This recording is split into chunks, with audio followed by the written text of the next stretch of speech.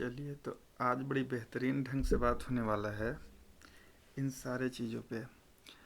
Loss function, generalisation loss, empirical loss, what is realisation, what is noise, sorry what is noise, what is small scale learning and large scale learning.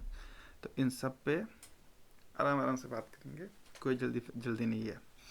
पहले बात करते हैं loss function. तो ये क्या है कि हमको डिफाइन करना है, हमको जानना है कि जो हमारा जो फंक्शन है वो कितना लॉस जनरेट करता है।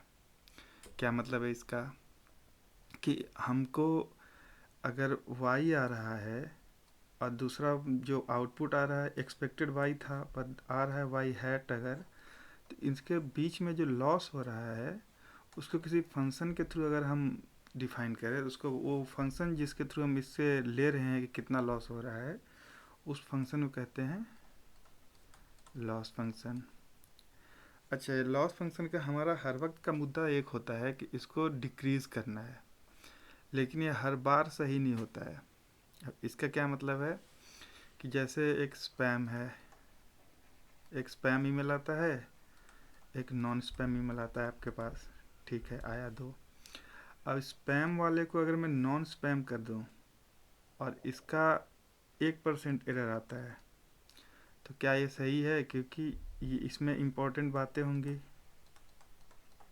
इसमें नॉन इम्पोर्टेंट होंगी, ये तो फिक्स ही है। क्योंकि स्पैम सॉरी इसमें इम्पोर्टेंट होंगी, इस पर नॉन इम्पोर्टेंट होंगी, ठीक है। तो अगर तो मैं स्पैम को कह देता हूँ नॉन स्पैम और 1% एरर है तो चल जाएगा, क्योंकि अगर तो एक बार आ भी गया, मैं पढ़ भी लिया तो कोई दिक्कत नहीं है। लेकिन अगर कोई इम्पोर्टेंट मेल है और ये स्पैम में चला जाता है और इसका एरर 0.5 है, तो ये लोचा कर देगा। क्योंकि क्या पता बहुत कोई इम्पोर्टेंट बात थी मेरी जो इस मेल में था, अब वो स्पैम में चला गया, अब मैं पढ़ ही नहीं पा रहा हूँ उसको, तो इस जगह पे बड़ी लोचा हो जाता है। तो हर वक्त मिनिमाइज़ करना ही सही ऑप्शन नहीं है। कभी कभी कोई कोई केसेस में ये भी देखना सही है कि हमारा किस बात पे उसका सही बैठता है गुणागणित, ठीक है। एक तो बात हमने कर ली, जरा इसको मिटाते हैं। ओहो, ये तो कल हो जाएगा मिटाते मिटाते। हाँ, तो ये गए। अब होता क्या है, अब हमें आता है यूटिलिटी फंक्शन, कि एक अगर हम कोई फंक्शन उठाते हैं और उस पे हम कितना यूटिलाइज कर रहे हैं या कितना उसका जो आउटपुट हो रहा है हमारे कितने काम का है, ये जब हम समझेंगे ना तो हमारा बात समझ में आएगा बात क्या है। तो होता क्या है कि सपोज एक एक्स है, ओह काफ़ी बड़ा हो गया। सपोज एक एक्स है जिसके थ्रू वाई आ रहा है, जो वाई आना चाहिए था, एक वाई हैट आ जा रहा है मेरे से। अगर एक लॉग्स फंक्शन के थ्रू हम ले आते हैं तो इसको कह सकते हैं utility function result using y given input x minus utility of result using y hat given input of x. ये होता है मेनली, हमें यही डिसाइड करना होता है। अब इसको शॉर्ट में हम क्या लिख देते हैं, y hat which is independent of x. पहली बात तो ये हो गई, मोस्टली केसेस में यही होता है। अब एक ये हमारे पास मोस्टली अगर देखेंगे तो 3 तरह के लॉस होते हैं, एक L1, L2, L01 loss. L1 loss जो है वो है एब्सोल्यूट। एब्सोल्यूट का मतलब एक होता है, एक ये होता है स्क्वायर्ड है, 2 का मतलब स्क्वायर समझ चलेगा, हर बार याद रखिए। L1 L2 लॉस तो पड़े ही होंगे। और ये जो है बाइनरी लॉस में आता है काम। ठीक है। अगर तो लॉस है तो 1, नहीं तो फिर 0। इनकरेक्ट आंसर का 1 नहीं तो 0 ऐसा। तो एब्सोल्यूट एरर कैसे दे सकते हैं हम? Absolute value loss can be given by, अरे टाइप हो जाए, L1 y कमा y हैट, ये याद रखिए, ठीक है। ये L2 can be given by y minus y hat square. और L01 लॉस जो है ये कैसे दे सकते हैं? 0, अगर 0 इफ़ वाई वाई हेड बराबर है, मतलब एरर है ही नहीं, नहीं तो 1। ये कुल बात होती है हमारी। कुल मिला के इस तरह से हम लॉस फंक्शन को इन तीनों से कैलकुलेट कर लेते हैं। चलिए एक चीज़ तो हो गई हमारी लॉस। ओह, आजा भाई, लॉस फंक्शन हमारा आ गया। अब हम देखते हैं जनरलाइजेशन क्या है। एक तो इसका कुछ होना चाहिए था बहुत बड़ा सा डस्टर टाइप, जिसमें धक से ऐसा हो जाए। हमारा कल हो जाता है, बारी बारी लिख तो देते हैं फटाफट फटाफट, मिटाने में दिक्कत हो जाती है भाई।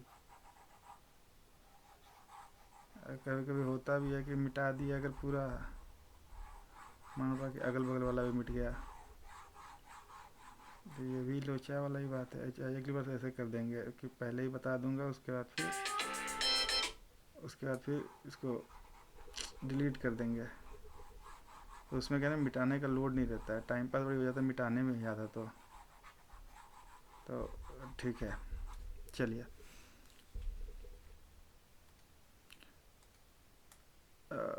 एक होता है generalisation loss.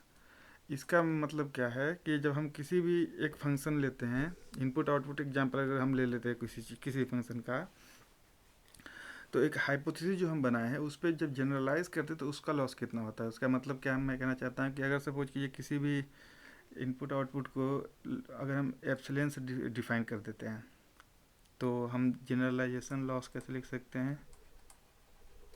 Is given by L is equal to x comma y be an element of this, ठीक है, L ऑफ y hypothesis of x p of x comma y probability of x comma y। ये probability distribution है किसी function x Y का। ये है total हमारा इनपुट आउटपुट जितना भी होता है,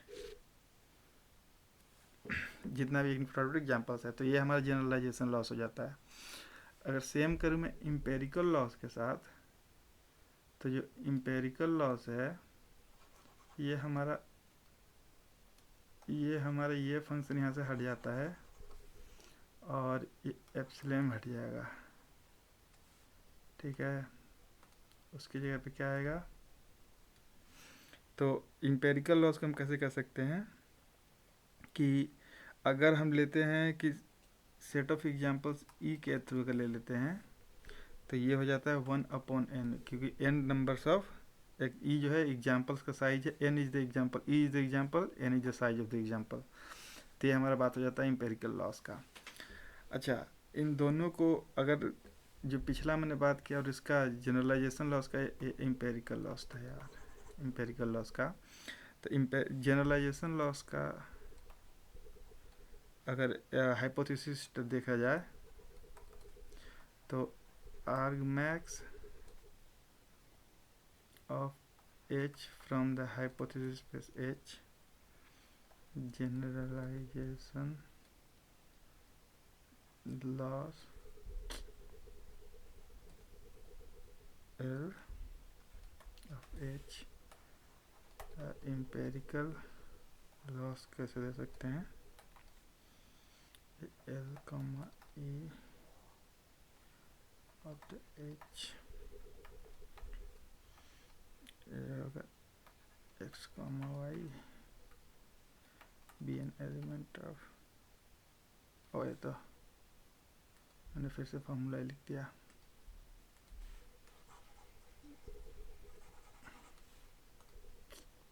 बड़ी दिक्कत है।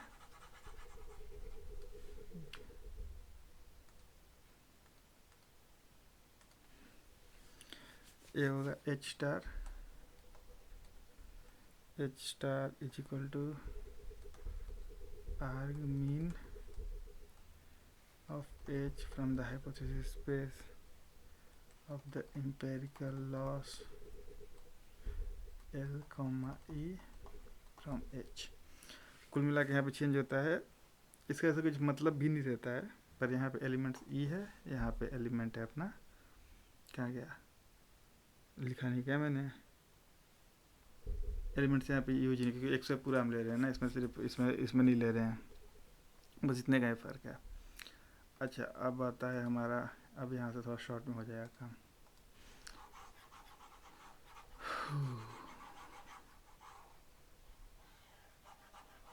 ओ भैया रे भैया, उठा ले रे बाबा।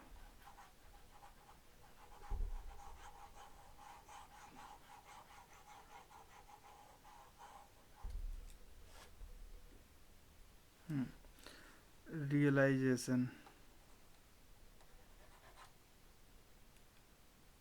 अच्छा अब देखते हैं ये क्या है। तो अगर हम सपोज करते हैं कि रियलाइजेबल अगर कोई फंक्शन हम सपोज करते हैं एक हाइपोथेसिस स्पेस एच से, ठीक है, एक ट्रू फंक्शन एफ लेता है जिसमें है, ठीक है, और जो ये अगर लीनियर फंक्शन है एंड वेरिएंस, तो कोई भी डेटा अगर हम इसमें से रिकवर नहीं कर पा रहे हैं और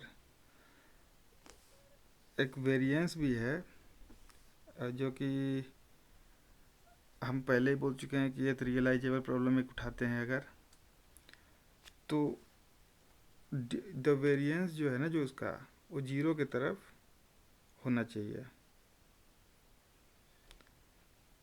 जैसे जैसे नंबर बढ़ेगा तो उस प्रॉब्लम को रियलाइजेबल कहेंगे। समझ रहे हैं कि एक लीनियर फंक्शन उठाते हैं फंक्शन एफ में से, जो हाइपोथेसिस स्पेस जो लीनियर फंक्शन है, तो जैसे जैसे एग्जाम्पल बढ़ रहा है वैसे वैसे इसका वेरिएंस कम होना चाहिए, तो वो रियलाइजेबल है। और अगर ये नॉन डिटर्मिनिस्टिक है या फिर नॉइसी है, तो एफ ऑफ एक्स कभी भी सेम नहीं आ सकता है, क्योंकि नॉइस का तो कुछ कर ही नहीं सकते। नॉइस मतलब है कि कभी यहाँ पे है कभी वहाँ पे, कुछ बात बन ही नहीं रहा है, तो उसका भी कुछ किया ही नहीं जा सकता है नॉइस का। नॉइस का कुल मिला के मतलब ये है कि स्मॉल स्केल लर्निंग क्या है कि पहले पहले होता क्या था कि 1000-2000 एग्जाम्पल्स ही हैं, इसके ऊपर एक हाइपोथेसिस लगा के चेक कर लेते थे कि क्या सही है क्या गलत है। तो वो जो स्मॉल स्केल है वही होता है, मतलब छोटा मोटा एग्जाम्पल, और लार्ज स्केल का मतलब बहुत हैवी लेवल पे हम बात कर रहे हैं कि क्या कौन सा लाखों लाखों हमारे पास एग्जाम्पल है, उन 1 लाख में से कौन सा अपना काम का है कौन सा काम का नहीं है। तो कुल मिला के यही था आज का ऐसा टॉपिक जो मैंने बताया। समझ में आया हो तो ठीक, नहीं आया हो तो बताइए, समझा देंगे। बाकी देख लीजिए।